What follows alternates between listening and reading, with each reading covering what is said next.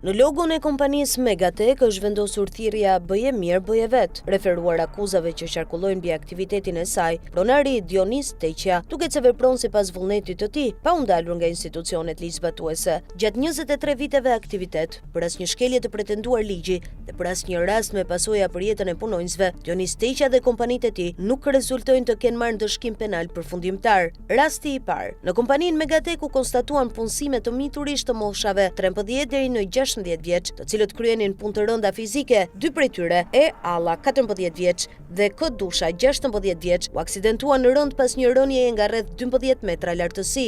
Sipas denoncimeve familjare, ata u dërguan për trajtim mjekësor pa njoftuar menjëherë autoritetet. Policia regjistroi procedim penal për punësim të miturish e fshehje të ngjarjes, por më pas emri i Dionis Teqjes u hoq nga dosja dhe përgjegjësia u zhvendos tek një punonjës magazine.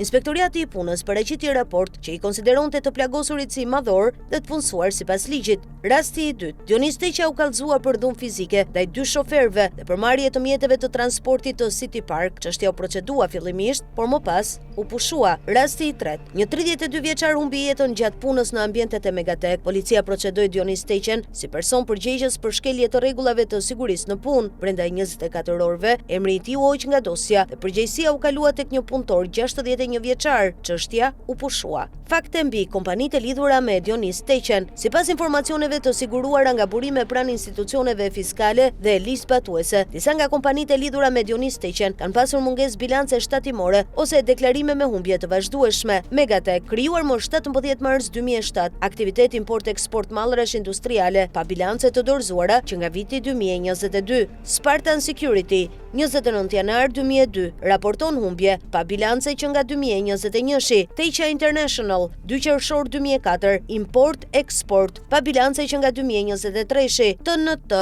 Express Albania, 30 janar 2022, shërbime postare pa bilance. Global Invest ish Global Construction, 13 shtator 2006, ndërtim pa bilance që nga 2023. HEC Peqin, 27 shkurt 2007, prodhim energjie, ka raportuar bilance vetëm për vitin 2008 me humbje. Hydropower Peqin, 1 dhjetor 2011, ndërtim hecesh bilance vetëm për 2011 dhe 2019. Mercato Italia, 19 janar 2023, produkte ushqimore pa bilance. Fashion Avenue, 22 mars 2023, tregti mallrash industriale pa bilance. Alien House Shah, 28 gusht 2023, magazinim mallrash. Dy pyetje që kërkojnë përgjigje. Çfarë roli ka shtetasi grek Apostolos Pefkos, zotruesi 0.1% aksioneve në Megatek? A ka pasur operacione financiare të dyshimta në bashkëpunim me institucione bankare dhe agjenci doganore?